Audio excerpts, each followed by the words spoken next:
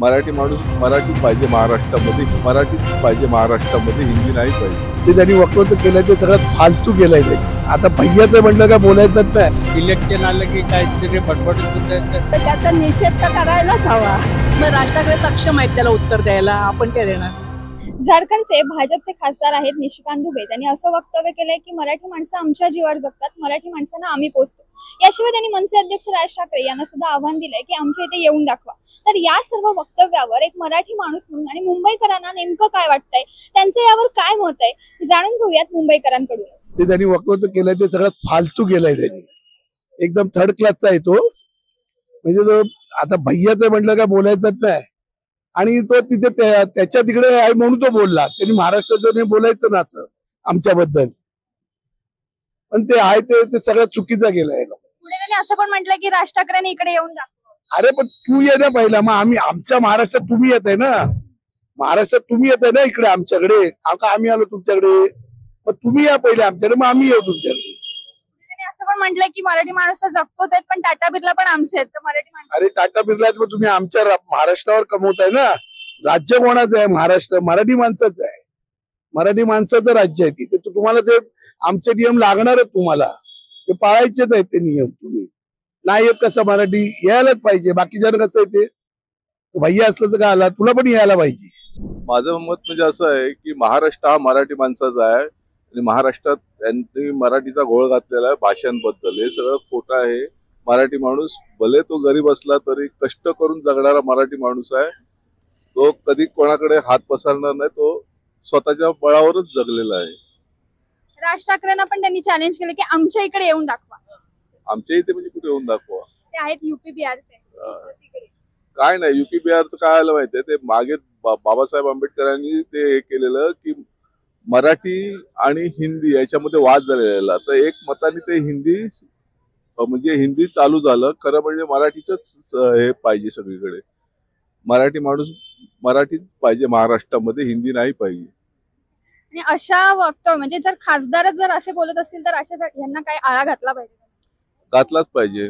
तुम्ही महाराष्ट्राची निंदा करता. सगळं अखंड भारत महाराष्ट्रावरच अवलंबून आहे. कारण महाराष्ट्रामध्ये मुंबई अशी एक राजधानी आहे की तिथेच चलनवलन किंवा भारताची घडामोडी हे मुंबई शहरामध्येच होते. तर यांनी मुंबईच्या वर कोणी मुंबईबद्दल कोणी वाईट बोलू नये हे सगळं वक्तव्य हे करतात. हे सगळं फार खोटं आहे.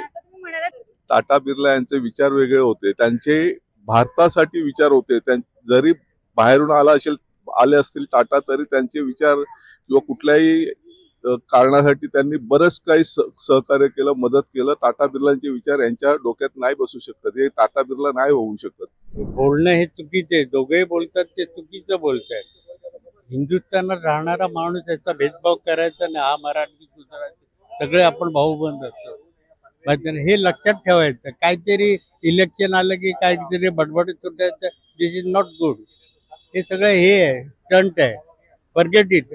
विसरून जा आणि यांना महत्व देऊ नका असे बोलणारे. त्यांना अशा जे बोलतात त्यांच्यावर काहीतरी आळा बसला पाहिजे की नाही? हो, कायद्याने केलं. पण कायदा पण कायच नाही गरज आहे. कारण हेच लोकप्रतिनिधी आहेत आणि लोकप्रतिनिधी तर असं बोलत असतात. हो, तेच बोलताय. ते असे बोलताय. मग बाकीच्यांनी केलं तर काय? आता इकडे बसलेले सगळे गुजरातचे ते बोलले तू महाराष्ट्र, ते माझ्या कानाखाली घेतले, तुम्ही हे कर ऐकून घेणार. आता मग काय करणार? बरोबर की नाही? उद्या ख्रिश्चन तिकडे गेलो माईमला, ख्रिश्चन असले त्यांनी बोललं इधर कॅथलिक बोलले काय, त्यांनी मारलं. हे भेदभाव असे करायचे नाही. काहीतरी तोंडाला येईल म्हणजे स्वतःच्या ह्याच्यासाठी असले विचित्र बोलून ना ते जगाचे भेद करत असतात. हे चुकीचं आहे सगळ्या गोष्टी. मला तरी पटत नाही. आणि अशा लोकांना देऊ पण नाही असे भेदभाव करणारे. माहिती नाही. जर दुसऱ्या राज्यात ती सक्ती आहे, तामिळनाडू मध्ये आहे किंवा आणखीन दुसऱ्या राज्याने आहे, तर आपल्याकडे का असू नये?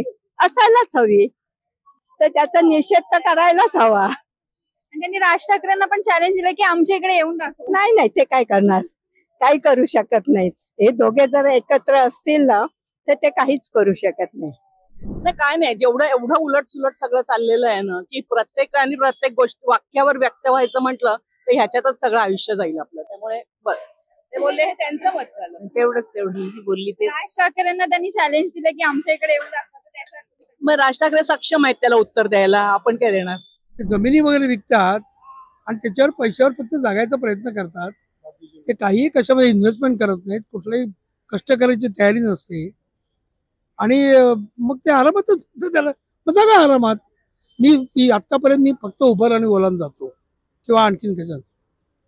ते सगळे फक्त मुसलमान असतात किंवा नॉर्थ इंडियन असतात, हिंदी भाषा. तर एकही मराठी का नसतो? का नसतो? त्याला काय परवडत नाही काय, त्याला घेता येत नाही काय?